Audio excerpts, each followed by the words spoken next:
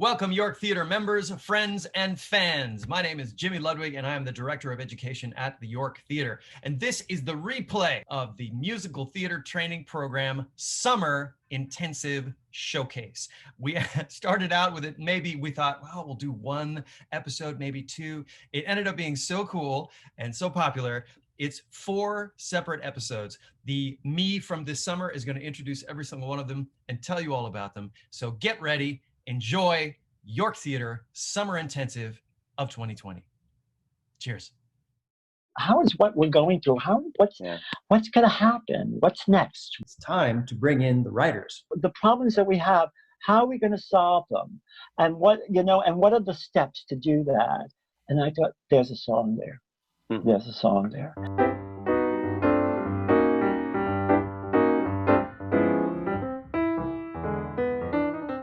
We have had a songwriting contest going on at the York Theater for the last several weeks. We decided to take our Musicals in Mufti brand, if you will, and put it to work in our songwriting competition. So this is Songwriters in Mufti, and it's a chance for composers and lyricists to put together songs and share new work with the world, just like we usually do on our stage, but we can't on our stage these days. The MTTP, the Musical Theater Training Program, is taking those songs and putting them into our summer initiative this summer, and it's all online and it's happening right now. Let's meet our first set of composer lyricists, Stephen Silverstein and Andrew Fornarola. They wrote what I think is going to be our opening number. All right, let's get everybody in a room. Before we go any further, on the count of 3. Happy birthday, dear Andrew. Yeah, hey! I'm Drew Fornarola. I'm a songwriter, and with Stephen, I wrote the opening number that you guys are using. Hi, I'm Stephen. I'm a teacher. I'm a coach. I have a podcast, and I'm a composer. And with Andrew, I wrote this song that we're excited for you to sing. Welcome back to the York.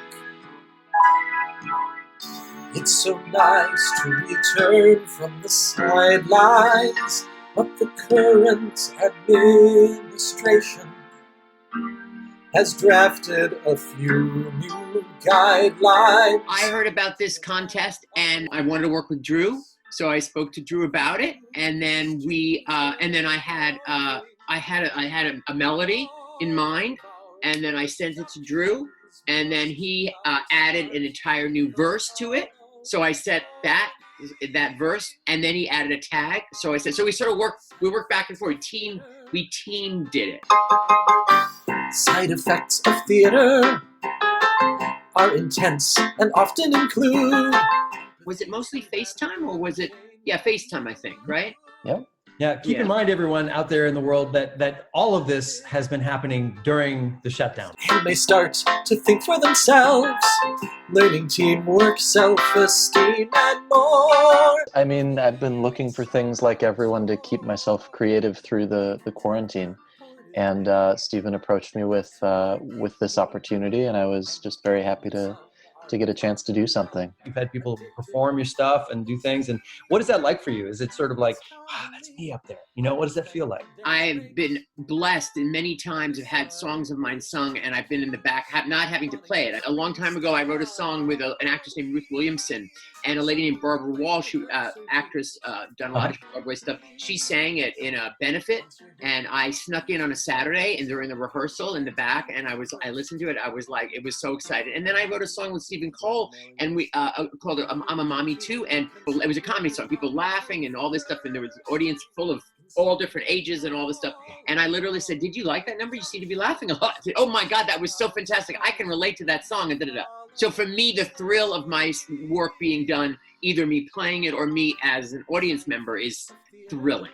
You know, we start things off as writers, but then we continue to add collaborators through the process. We might add music director, a director, performers, and then finally the audience. And watching an audience watch work of yours is a particular thrill. If you have one word of advice for the kids as they work on a new piece. They've never collaborated on a piece of musical theater from the ground up in this way. They've never worked on a new piece. They're used to getting a songbook and an established song and putting it together. So what piece of advice would you have for kids who are doing this for the first time?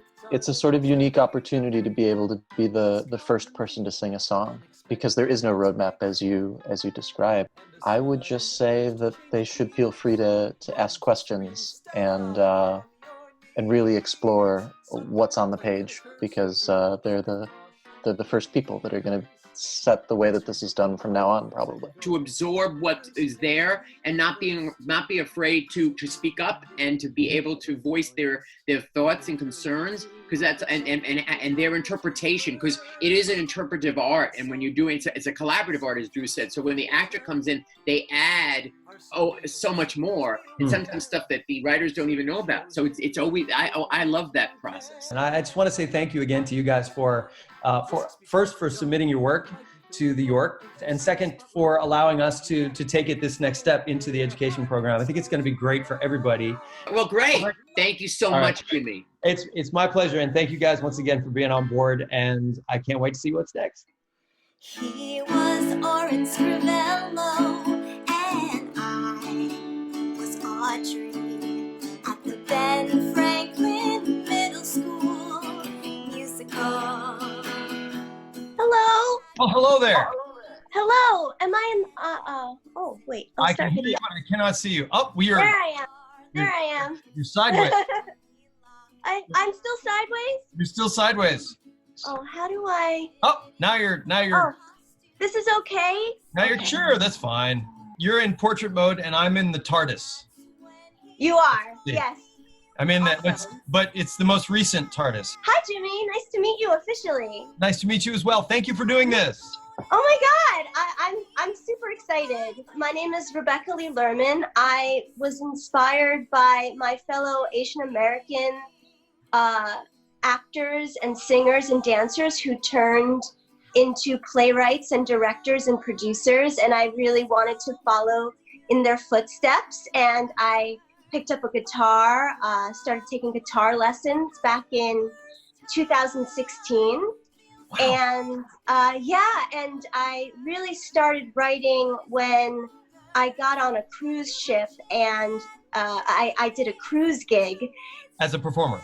As a performer, yes. And I took my guitar there. Sunshine, his lips against mine, and the sweetness of unknown tomorrow. And that's really when I started to write, because I had a lot of time on my hands. I wrote my first musical there.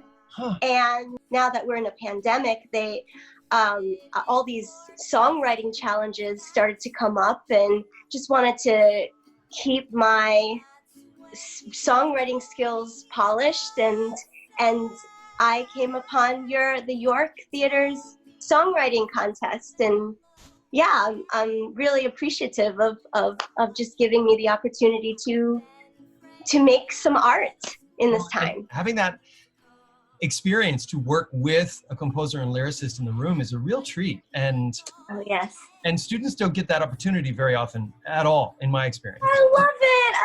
I'm so excited. Yeah, and you can work on it together, and you can work on her. I mean, she's a youngin', right? She's the youngest student, but your subject material was kind of so perfect, right? Oh, wonderful. You know, she's 14, and she will be a freshman in high school this year. In Houston. Oh my gosh. Yeah. So she'll have a really interesting, you know, you're writing sort of looking back, and she may be singing it like. Yeah, that's kind of when it all happened for me. Wow. So that's great. The York is all about supporting new writers, as well as sort of unearthing the gems of, or not so gemmy gems of history. You know, part of the mission that I love, now that we have an education department, we've only existed for 5 years. So we're kind of one of the up and comers as far as education departments in New York. And sort of trying to weave ourselves into this process, I think is really, really important, especially for our younger students. They need to see that musical theater isn't just open the book that you got from MTI. They need to know that they will write and create, you know what I mean? And that's not this dead thing that comes in the mail. Thank you for this opportunity. Diversity and inclusion, it works. representation is very important in this industry. I think we have a very important role in showcasing different voices and showing that we're all human, and especially in this time. Yeah. How can the first time feel so familiar?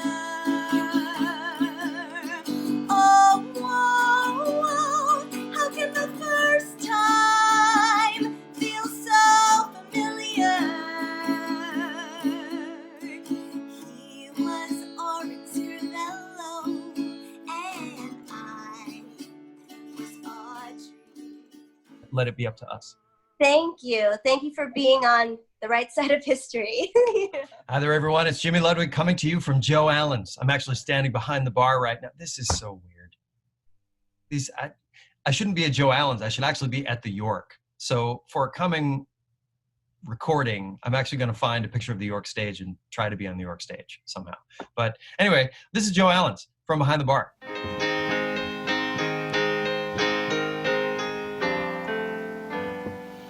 You try and write a script.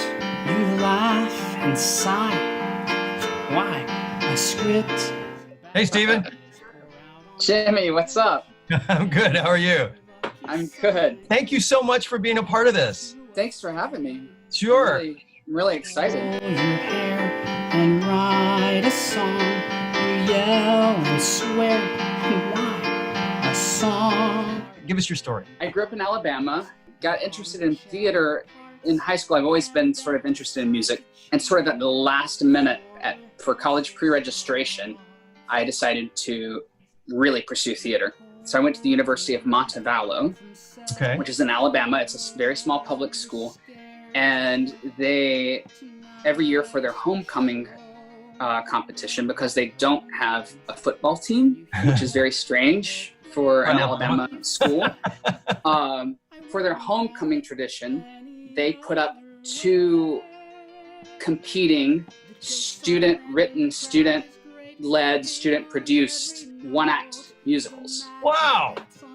In like a full production, and they go head-to-head. And it's completely intramural, so you just, you decide if you want to be purple or gold, which are like our 2 school colors. It's like a football game. I mean, we have cheerleaders for each side. We have people with banners, alumni come back and elements cheer of us on. competition, the whole thing. Yeah, so I mean, if you do a good 11 o'clock number, people are like trying to get up in their chairs to cheer. It's like, okay, all right.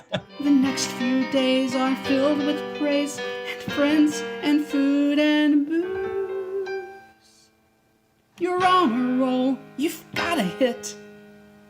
But then come the reviews. I was a performer for the first year, and then I worked on music and lyrics in some capacity up to writing the whole thing for the next 4 years. Mm-hmm. And that's when I really got the writing bug. And so then we moved here, and I write with my wife, Rebecca. We wrote some short 15-minute musicals that we did in festivals. And then most recently, we've been working for the last 5-6 years on our musical Pedro Pan, which is a musical about a Cuban immigrant boy who comes to the U.S. without his parents right after communism takes hold. Wow. That's our big project of love that we've been working on in various fringe and nymph capacities the last 5 years or so. Talk about the song. How when you write, you don't always know the outcome of your labor. Uh-huh. And sometimes that's frustrating, and sometimes it's exciting, and it's both. And or those first ideas that you have, and how sometimes that is exciting and painful, and all the things, Yep. I've been lucky enough in my career to collaborate on a bunch of new musicals. I want these kids to have at least a taste of what that experience is like, and to know that they can come to the table if they're smart, and if they're humble, and if they're really thinking, they can come to the table with ideas. You know what I mean? But only if they're smart and if they're humble. Honestly, one of my favorite parts of the process is, when the actor comes in and does something more magical than you thought of. yeah. And then together you build that in. I mean, it's a really and they go, thing. They go, oh, this is what you meant here. And you go, yeah, that's what I meant there. Just appreciate the focus on the art, you know, on bringing this stuff to life and supporting work. And I'm just really excited to dig in. Awesome. Me too. Nice to meet you. Meet you. Nice to meet you too. Yeah. That first show at the York, I fell in love with one look, but I couldn't see what else it took. I'm Toyah. I'm a composer. I write lyrics sometimes, but I feel more comfortable in the music world. And I've been writing musicals for, I guess, about 5 years now. I studied classical composition in my undergrad, and then I was fortunate to be accepted into the BMI Musical Theater Workshop after I graduated to continue writing music, which is how I met Frankie Claire Francis. We met at BMI, and we're in it together. I'm from Woodstock, New York, but right now I live in Ridgewood, Queens. Frankie and I are actually working on a new show together called Impossible Green. Wow. About climate change and capitalism. Awesome. So it's Claire Francis, but Frankie is... Frankie, yeah. I always, it's sort of hard on Zoom, but yeah, Claire Francis or Frankie, I know it's kind of a mouthful, but yeah, so we met at the BMI Musical Theater Writing Workshop because I'm there as a lyricist, so you sort of are there for words or music, and I'm there for words. My undergrad is actually musical theater performance. I grew up acting, singing, dancing, that kind of thing, and I've always sort of written my own music and played a bunch of instruments. And then when I was in college, I started writing musicals for the stage specifically, and I went to the Kennedy Center for one of my shows called Fostered Love. It's an original musical about foster kids, and it ended up winning an award with the Kennedy Center in 2018, and that's sort of what made me think, wait, maybe this is what I want to do. I also write plays. I'm sort of a multi-hyphenate. Any way I can make theater, I will, is sort of my motto. I want to be a stage manager at the York in New York. My time to shine in the limelight. Never get sleep up till midnight with my... I'm originally from Michigan, as we just talked about. I'm from small town Michigan. Moved to New York a couple years ago to, find the dream or whatever. I still do some acting here and there. I audition sometimes, mostly for new work, actually, just because that's obviously the passion. I just thank you so much again. I'm just really excited about this. I think obviously Sequoia and I are both so passionate about new work and new musical theater, and we both teach and work with kids as well, so I think that this is a really exciting opportunity. This is so fun. Good. Yeah, I'm so excited. It's great to have you both on board. Okay. So, updates. We are halfway through interviewing our composers. We've got a bunch more starting today. I had 3 weeks to bring this together, and it looks like I may be losing a student. One of my more talented students. I just don't know if this person can stay with us. It's breaking my heart. So, trying to figure out how that's going to work. I'll figure it out. Isn't that what pandemics are about? Figure it out. Okay, figure it out. If I am elected as class president, your every concern will be addressed, your tiniest needs will all be met. If you allow me to humbly serve the 7th grade, I have a list of any changes to be made. Hey, how are you? Good, how are you? Well, are you at Don't Tell Mom? Where are you? I'm actually behind the bar at Joe Allen's. Yeah, Joe Allen. Because that's amazing. The room behind me is we have a toddler, and it's not, you don't want to see what's actually back here. There we go. How's everybody doing? Everybody's doing great. All right. Thank you for joining us. I'm Peter Gwynn, and basically I got into it with Jody here.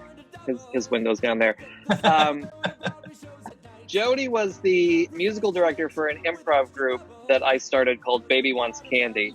And we performed, oh yeah, that's us. Yeah. We did fully improvised musicals. And we hit a point where we had improvised, I think, over 800 musicals.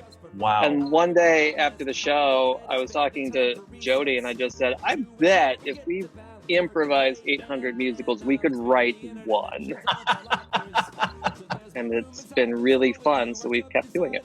I'm Jody Shelton. I got started in the comedy music thing back at the Second City in Chicago, where I met Peter. This is back in the 90s, back in the olden times. And it all started because of a lie. I said, someone said, can you improvise music? I said, sure. And I didn't know really what that meant.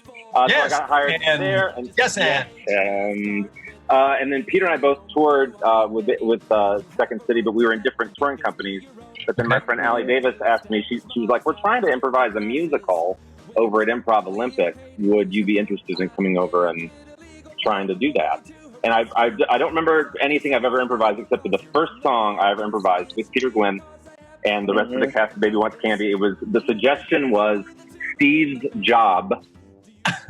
And the opening number was, we're gonna do it right. I remember it like it was yesterday. That was probably 19, what was that, 97, Gwen, 98, I don't know. Yeah, right around there.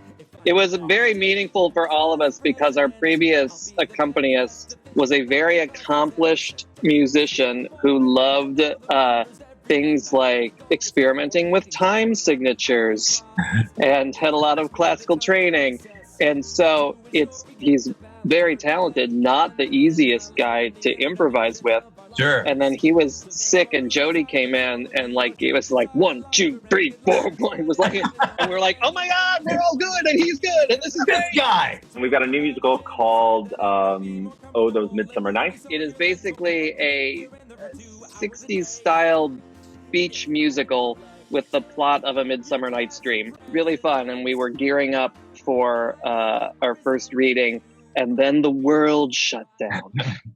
Yes. So now, how many things in the future, looking 10 years from now, looking back, how many things are going to start?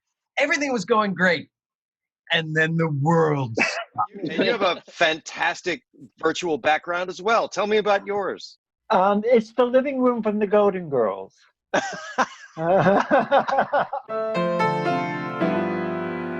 In this world that we live in, chaos is a given, with problems that have driven us mad. The past is best forgotten, the present's pretty rotten. The future, how could it be not as bad? Matthew, it's so good to see you. It's been forever. Yeah. Fabulous. As do you. I wrote this little show with Stephen Cole called After the Fair. It's a four-hander. Jimmy was, of course, the young, handsome barrister from London who sweeps... Wait a minute, you played that role with the York Theatre production? I sure did. Yes, sir. I saw the cast album, so if you listen to the cast album, you get to hear it, too. Jimmy, I saw you do it. You were wonderful. Thank you. It was a beautiful production. We had such a good time doing it. I actually started writing lyrics in high school. I went to an all-boys high school. A Franciscan brother was my mentor. His name was Brother Bernard, and he was a brilliant man. He decided rather than do the Fantastics or Bye Bye Birdie, that we would write our own musical. So I kind of knew I wanted to do that. So I went to NYU, but I went into the experimental theater wing there because I wanted to get a liberal arts education. So I went to the undergrad drama, and I was in ETW, and that got me involved in gay theater. And then eventually, in 1983, I applied to the BMI Musical Theater Workshop. By that time, I had written the book and lyrics for a gay musical called Bar None that the Glynes did a reading of in 1982. There were so many talented writers in my BMI class in the mid 80s, and only Lynn Ahrens and Steve Flaherty made it. Everybody else kind of fell by the wayside or did other things. I went into nonfiction writing. I wrote about classic movies. I also worked as a talent agent, assistant. I did a lot of stuff. But then in the early 90s, I really wanted to go back to it. So I started, I wrote a Disney demo. I was commissioned to write a Disney demo with a composer named Norman Knoll, that Faith Prince and Liz Calloway were the singers. Disney didn't buy it, but then through that I got to know Stephen Cole. And I said to Stephen, I want to write a musical comedy about working with the gossip columnist, because that was one of my jobs that I had. And I said, who do you think should write the music? Because I don't know anyone. And he said, oh, Matthew Martin Ward. So we started writing the Lady in Penthouse Band. The York did it. It was under development there for years. We did a reading. We did a mufti. Matthew and I just applied for a major award the other day with What's Next and 3 other songs. You know, we just, you know, we thought the song, well, the thing that's great about What's Next is as a song, first of all, it would not exist if it wasn't for the Yorks contest. It really wouldn't. So I said to Matthew, I said, let's make it have a little heft to it. Okay.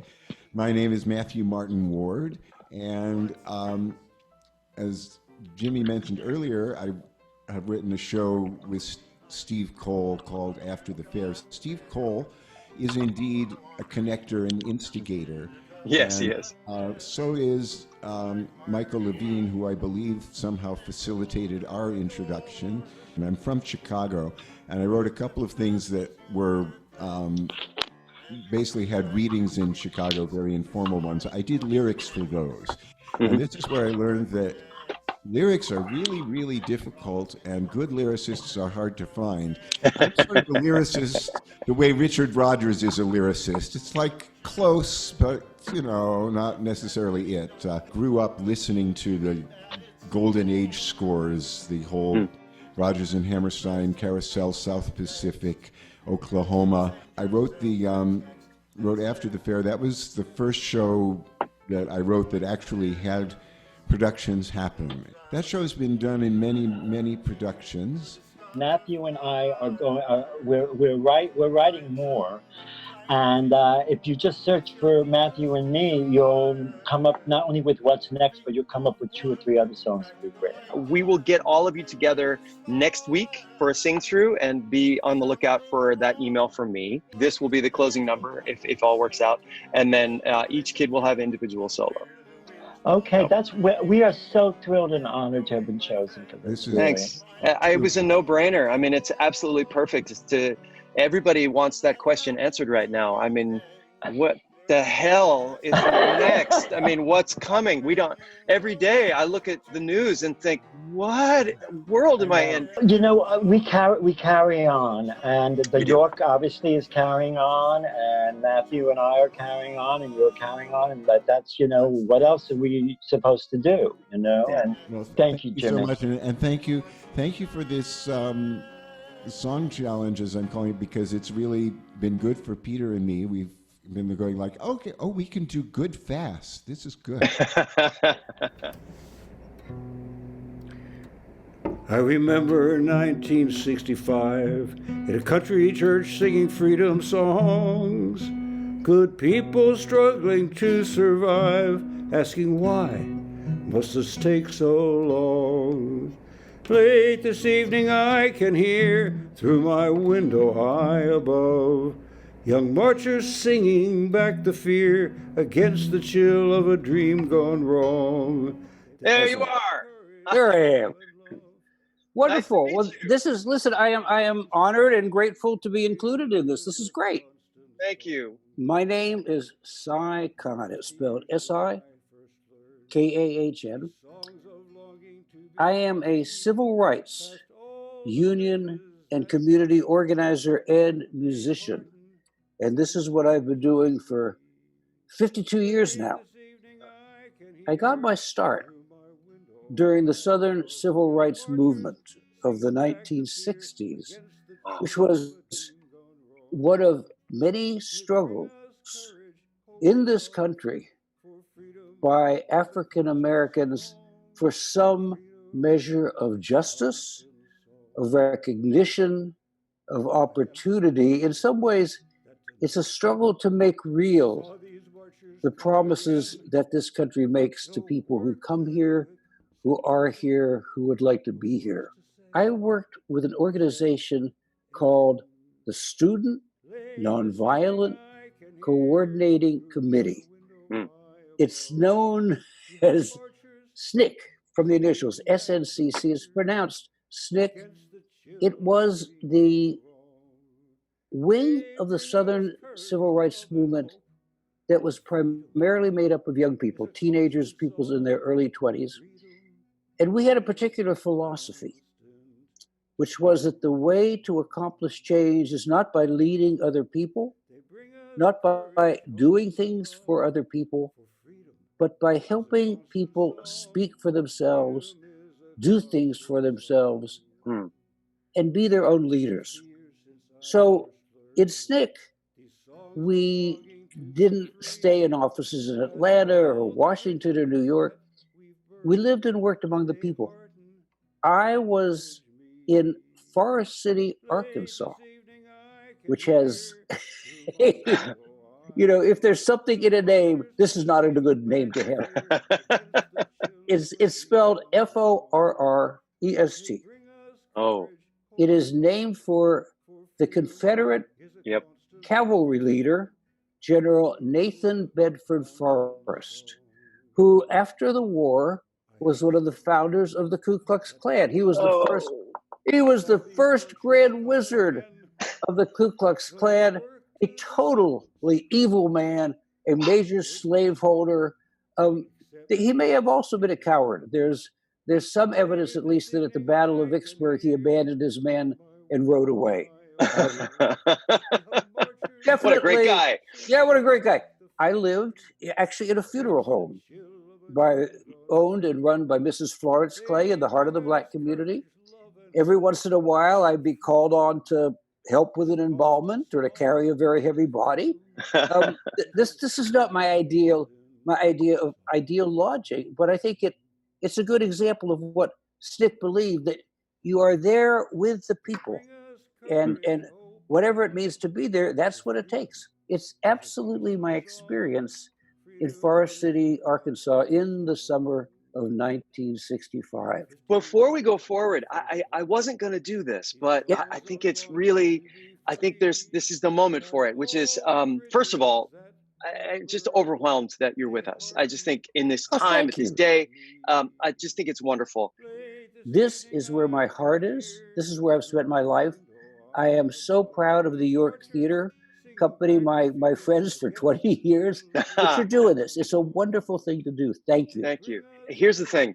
The student that I selected to sing your song, he has his own group and he writes his own stuff. And we started working together on this, and we were rehearsing just another song, a musical theater song. And I was talking about you, and I was talking about this.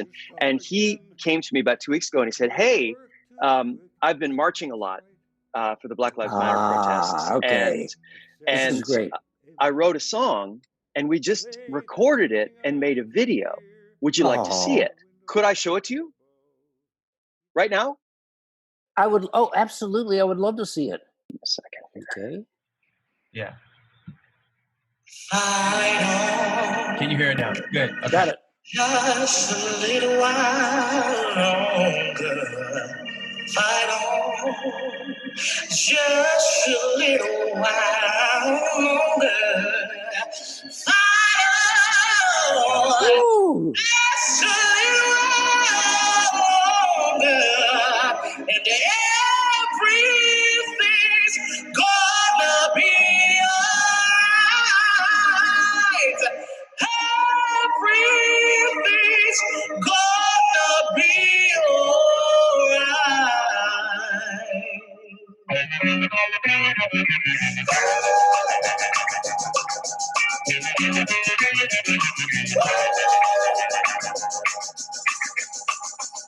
The battle for freedom is so long. We're all equal and not. They're trying to tear us down. How many people have to die? No justice, no peace.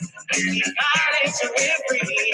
Won't forget their names as the Black lives go away. Get your feet off my leg. Get your bullet off my chest. I feel like I can't breathe. Hey, it's you and not me.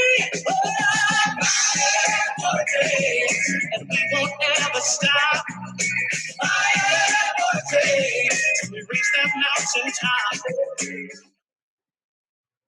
Wow. Isn't that amazing? It's amazing. As the Irish would say, that's fucking awesome. That's beautiful. Isn't that lovely? Yeah. And talking about a talent, that is a serious talent. No, actually, I've spent my life as a civil rights union community organizer. There's a law. That's what I do. That's how I earn a living. And the music is. I once told a reporter that my music was a hobby that got out of hand. Right? It's true. It's true. I was a parking lot picker, blues fanatic. I actually have the LPs of Robert Johnson when Columbia released them in the 60s. Not the modern stuff, all this stuff. I was active in a lot of movements. I worked for the Mine Workers Union, the Textile Workers Union. I've worked on.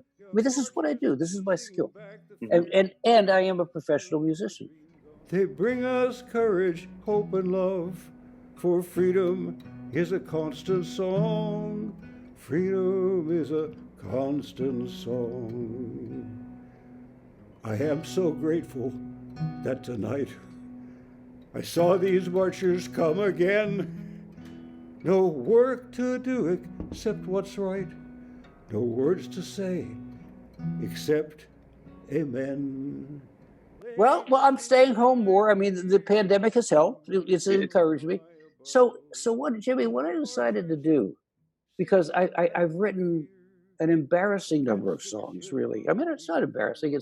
But on everything you could imagine, right? An embarrassment of riches, perhaps. Yeah, and Jimmy, I think what you're doing is wonderful. I think it's critically necessary, and I will put as much time into this as you would like to have. I really appreciate that, Si. Thank you. Freedom is a constant song.